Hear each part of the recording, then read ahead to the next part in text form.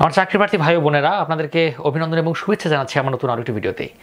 আজ আমি যে বিষয়টি নিয়ে আলোচনা করব, যে বিষয়টি নিয়ে কথা বলবো, সেটি হচ্ছে যে আমি আমার রিটেনের একটি অভিজ্ঞতা শেয়ার করব, রিটেন পরীক্ষার অভিজ্ঞতা শেয়ার করব। আর সেটি হচ্ছে বিসিএস পরীক্ষায় যখন আমি রিটেন দিতে গিয়েছিলাম, যেদিন গণিত হয় আমাদের সময়, যখন আমি 40তম বিসিএসে যখন আমি রিটেন পরীক্ষা দিয়েছি, আমাদের রিটেনের কিন্তু একই দিনে দুটো করে পরীক্ষা হতো। কিন্তু এখন অবশ্য একদিন করে হয়, কিন্তু আমাদের সময় 40 বিসিএসে দুটো পরীক্ষা হতো।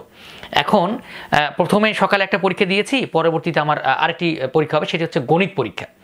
এখন এই গণিত পরীক্ষার কিছু অভিজ্ঞতা আপনাদের সঙ্গে শেয়ার করব।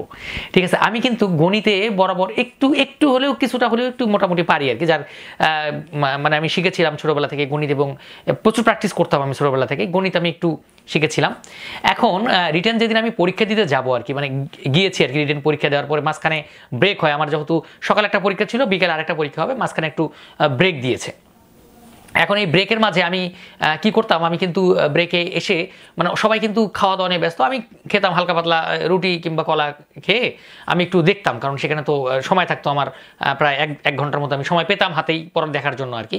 এখন রিটেন পরীক্ষার গল্পটা আপনাদের সঙ্গে একটু শেয়ার করি। সেটা হচ্ছে যে যখন আমি, এবার মজার একটা গল্প আর কি, যখন আমি রিটেন পরীক্ষার মানে গণিতের রিটেন পরীক্ষা শুরু হওয়ার আগে, যখন সকালের পরীক্ষাটা শেষ হয়ে গেল, গণিতের পরীক্ষা শুরু হওয়ার আগে আমি আমাদের পরীক্ষা, আমার যে সেন্টারটা ছিল সেটা হচ্ছে শেরেবাংলা নগর বালক উচ্চ বিদ্যালয়।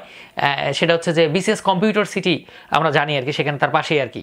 হ্যাঁ, আমাদের যে কম্পিউটার সিটি রয়েছে, মানে আইডিবি যেটা বলে, তার পাশেই আর কি।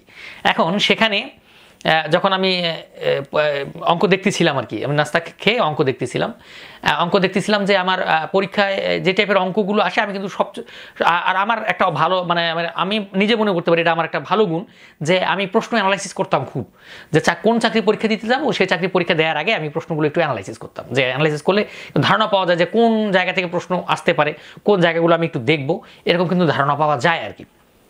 কারণ আমি ঠিক ওইরকম আমি জানি যে কোন কোন জায়গাগুলো থেকে বিসিএস রিটেনের কোশ্চেন হয়, আমি সে জায়গাগুলো প্রশ্ন একটু দেখতেছিলাম আর কি, আর নাস্তা করে এসে দেখতেছিলাম আর কি। আর এই সময় আমার পাশে এক ভাই আর কি, উনিও রিটেন পরীক্ষা দিচ্ছিলেন আমার সঙ্গে। এখন তখন দেখলাম যে উনার হয়তো বা মানে খুব কাছের একজন কেউ আর কি তার জন্য খাবার নিয়ে আসছে আর কি, এবং ওই ভাইও আমার মতোই দেখতেছিলেন আর কি। আর তার যে খাবার নিয়ে আসছে সে তাকে খাইয়ে দিচ্ছিল আর কি। এখন ওই ভাইটা আমাকে বলতেছিল, আরে ভাই এত পড়াশোনা কি রাখেন, তো রাখেন, এত পড়াশোনা করে কি হবে, নাস্তা করেন, খাওয়া দাওয়া করেন, ঠিক আছে। আর ওই ভাইয়ের যে প্রিয়জন হয়তো বা তাকে মানে খাইয়ে দিচ্ছিল আর কি। এখন আমি জানি না ওনার চাকরি হয়েছে কি না, তবে মানে আমি ওই সময় যে ম্যাথগুলো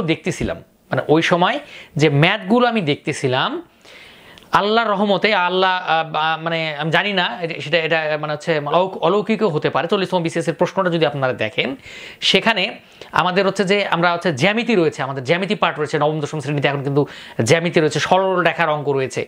এখন আমি ওই অঙ্কগুলো কিন্তু দেখতেছিলাম, আমি ওই অঙ্ক টাইপের অঙ্কগুলো আমি একটু দেখতেছিলাম।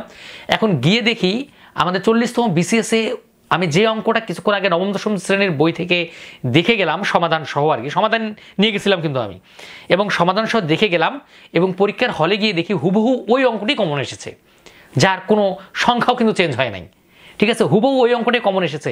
আমি তখন আল্লাহর কাছে শুকরিয়া আদায় করলাম, এবং তারপরে প্রথমে আমি ওই অঙ্কটি দিয়ে আমি গণিত শুরু করেছিলাম।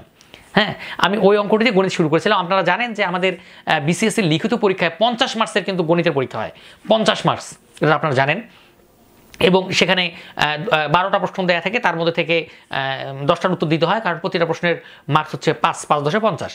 এখন এবং প্রতিটা উত্তরে ক খ থাকে, এবং ওইটার কিন্তু ক খ ছিল না, কিন্তু ওটা একটাই প্রশ্ন, ওখানে একটা ফুল অঙ্কটা করতে পারলেই 5 মার্কস। এখন আল্লাহর মানে আমি মিরাকেল, যে আমি ওই সময় আমি অঙ্ক দেখলাম, দেখে গিয়ে আমি যখন পরীক্ষার রুমে প্রবেশ করলাম, দেখি যে হুবহু ওই ম্যাথটি পরীক্ষায় এসেছে। তাহলে আল্লাহর কাছে মানে শুকরিয়া, আলহামদুলিল্লাহ। মানে আল্লাহ আমাকে আমার মানে হচ্ছে হয়তো বা মানে আমাকে দেখেছেন যে উনি, যে আমি ওই ম্যাথটা মানে এই ম্যাথটা আমি দেখতেছি যে এই ম্যাথটা দিয়ে দিই, কারণ আমরা তো জানতাম না কোশ্চিন কোনটা হবে।